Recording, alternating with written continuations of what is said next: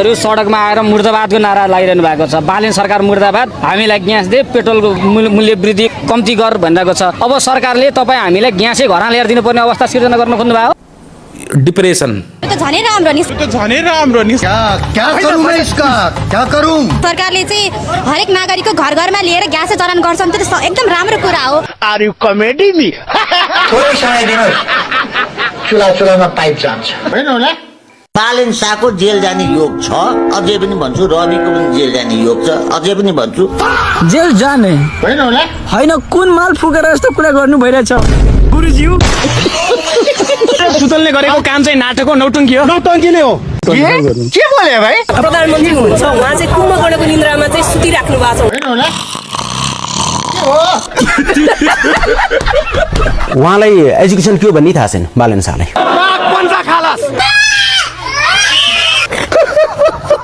त्यो बालेन हो बालन में को छोरा चिन्हे छैन अहिलेसम्म, पुरै विश्वभरिमा चिनिरहेछ। रन्डीको छोरा तिमी चिने छैन, तेरो बाउ हो बालन। हामीलाई बस्ने बास छैन, ग्यास छैन, ग्यास छैन भनेर उभिरहनु भएको छ। के अब तपाईँलाई ग्यास दिनु पर्यो सरकारले? होइन पढ्नु भएको होला नि, अहिले इरान र अमेरिकाको यत्रो बन्दरगाहमा फाइट परिरहेको अवस्था छ। मेन बाटो नै बन्द छ भने सरकारले कसरी दियोस्? खोलाको पानीहरू ल्याएर दिनलाई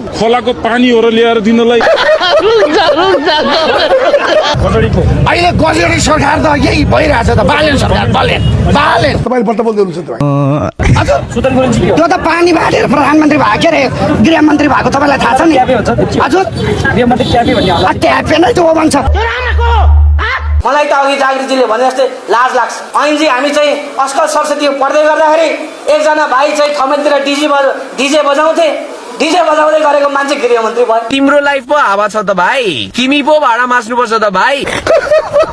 सिंहदरबार जलाउन जाँदाखेरि चाहिँ त्यो केरा हारेर बस्यो अरे भने त्यो बन्दुक चिने बोकेर सेनाले भने कि तैँले त घाममा चाहिँ धुरीतिर कुरी फर्काएर हस्तमैथुन गर भनेर राखे हो। त्यो तिमीहरू देशको सिंहदरबारमा त्यो कसैले धावा बोल्न आयो भने मकै भुटे जसरी भोट भनेर चाहिँ राखिदियो। यसको जवाफ दिन सक्छ बर्मेली सेनापतिले?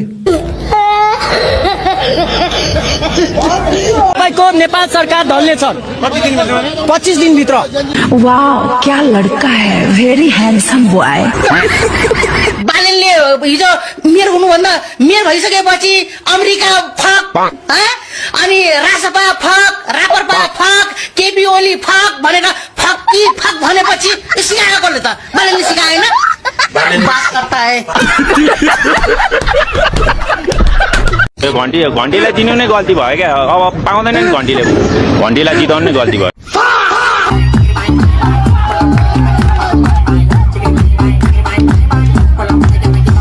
त्यो हवलदार हुन योग्य मान्छे गृहमन्त्री भएपछि यस्तो हुने हो कि? सुदन गुरुङ गृहमन्त्री भइसकेपछि चाहिँ एमालेका नेताहरूलाई धेरै नै ज्वरो आयो। कति डिग्रीको ज्वरो आयो?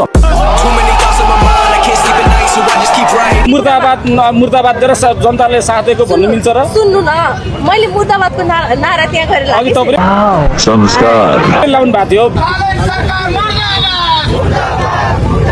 भिडियो हामीसँग छ। मुर्दाबाद जिन्दाबाद, बालेन मुर्दाबाद, बालेन मुर्दाबाद। एक महिना बनेको सरकारलाई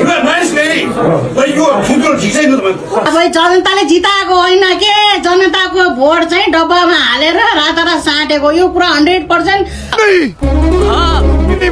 इसकी टोपी उसकी सर, उसकी टोपी इसकी सर भने जस्तो कहानी यहाँ कथा भएको छ। पनि बेला बेला बोल्नुहुन्छ क्या?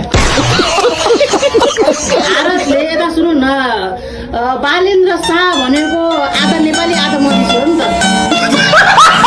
नयाँ पात्रहरूको अहिले उदय भएको छ र अनुभव नभएको नयाँ पनि कस्तो भने अनुभवी नयाँ पात्र आउनु र अनुभव नभएको नयाँ पात्रहरू आउनुमा फरक हुन्छ।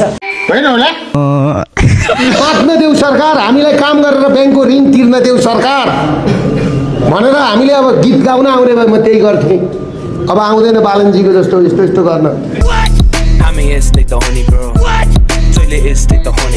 मेरो सुन्थ्यो अरू यो सामान यत्रो पसल थियो, मेरो इलेक्ट्रोनिक पसल थियो र मेरो अरू कोठामा सामानहरू धेरै थियो। कम्तीमा मेरो 20 लाख चाहियो। हरेक कुना कुनाबाट निस्किनेछौँ। यो 24 घण्टाभित्रमा मूल्य वृद्धि कम भएन भने यो देशको हरेक कुनाबाट राको निस्किनेछ। कस्तो प्रधानमन्त्री हामीले पायौँ, कस्तो गृहमन्त्री पायौँ, कस्तो टिम पायौँ भन्दा आज आकाशलाई हेरेर थुक्नु पर्ने आवश्यकता छ।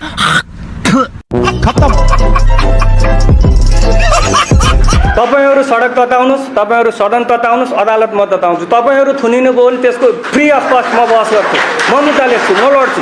इस सज्जन को क्या तकलीफ है भाई? एउटा 30 वर्षको उमेरमा तपाईँको 15 करोड 10 करोड कहाँबाट कमाउँछन्? कुन चाहिँ डक्टरले कमाउँछ? डक्टर एउटा डक्टरलाई आइदियोस्, डक्टरले भन्नुहोस् मैले आजको दिनमा यति करोड सोर्नेमा उहाँले तपाईँले भन्नुहुन्छ डक्टर भन्नुभयो होला। उहाँले कति करोड पैसा चाहिँ कमाउँछ? महिनाको 1 करोड कसले कमाउँछ? महिनाको 10 लाख उहाँले कमायो, 2 लाख कमायो होला। महिनाको 20 लाख 25 लाख कहाँबाट कमाउँछन्? कुन चाहिँ हस्पिटलले दिन्छन्?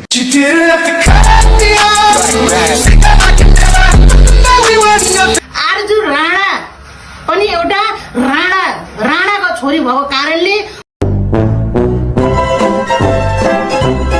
किताब पढेर पनि राजनीति गरेर पनि राजनीतिक चेतना भरिदिएर त्यो सर्टिफिकेट पाइन्छ, मुलुक पाइन्छ।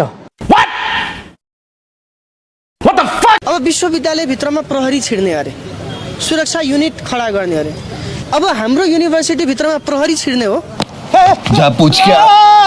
आज गृहमन्त्री जस्तो मान्छेले फेरि यो देशमा ठग्यो भने अब सर्वसाधारण हालत के हुन्छ होला, होइन र? म त भन्दिनँ गृहमन्त्री अब हिजोको दिनमा भाइ नै हो होइन, आज पनि भाइ नै हो। डिप्रेसन सुदनले पनि चाहिँ हेर्दैछन् रे, सुदनले आफैले हेर्दैछ म यसको फाइल हो नि, फाइल होइन काण्ड चाहिँ के छन् त भनेर। जति आन्दोलनमा चाहिँ दुखी गरिब जनताको छोराछोरी मारिएका छन्, त्यही सरकारको रगतमा टेकेर पुगेको अहिलेको सरकार। त्यति बेला त तपाईँको विद्यार्थी सङ्गठन त्यति बेला बोलेन भन्ने घोर आरोप छ क्या। कुन विषयमा बोलेन विद्यार्थी सङ्गठन त्यति बेला चाहिँ जति बेला जेएनजी आन्दोलनमा कलिला बच्चाहरूलाई स्कुल ड्रेसमा गोली लाग्यो त्यो बेला मैले बोलेको हो। मैले मेरै प्रधानमन्त्री सरकारमा हुँदाखेरि राजीनामाको माग गरेको हो। मेरो जुन पहलमा त्यति बेला सम्माननीय प्रधानमन्त्री केपी शर्मा ओली हुनुहुन्थ्यो। तपाईँहरू मनमा नै बोल्नुभयो कि बाहिर?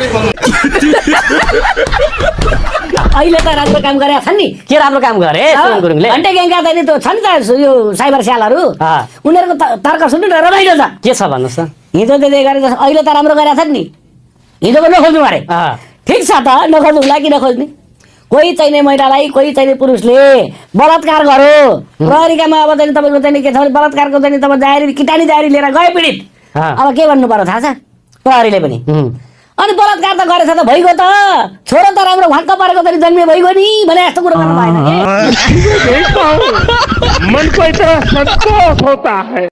मैले सबै कुरा मैले पठाइसकेको छु होइन। मलाई लाज शरम घिन केही पनि छैन। त्यही भएर कसैले भालु पनि टिक्छ, चितुवा भने पनि टिक्छ, बाघ भने पनि टिक्छ। मेरो कुनै बोलीको ठेगान छैन। म आफै छक्क परिरहेछु क्या। आइतबार किन छुट्टी गरियो भन्दाखेरि नि क्रिस्चियनहरू चर्चमा जान्छ क्या आइतबारको दिन, त्यसको लागि। अनि शनिबार र आइतबार छुट्टी भएपछि त अमेरिका भइगयो नि देश।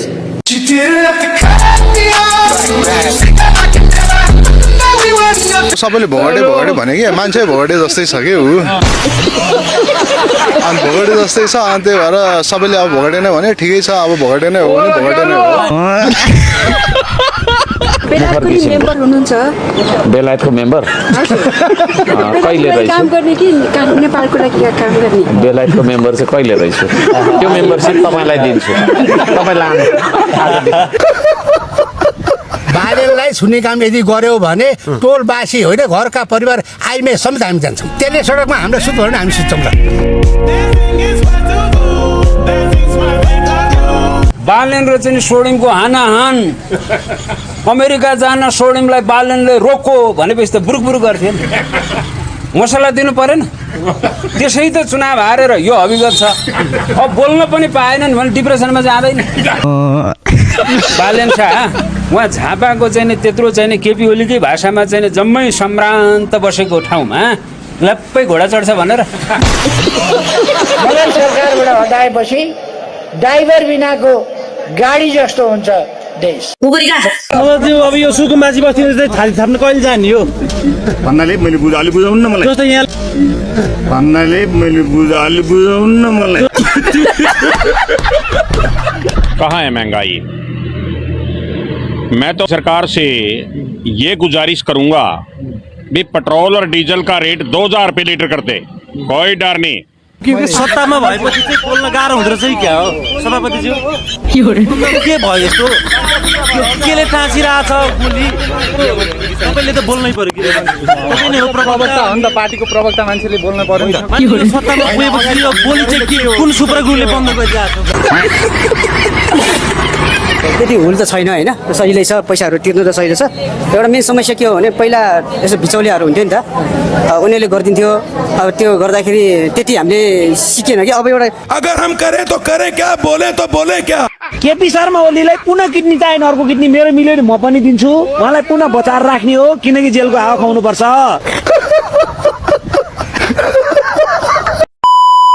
आप इस वक्त हारा महसूस कर रहे हैं लेकिन आप हारे नहीं हैं।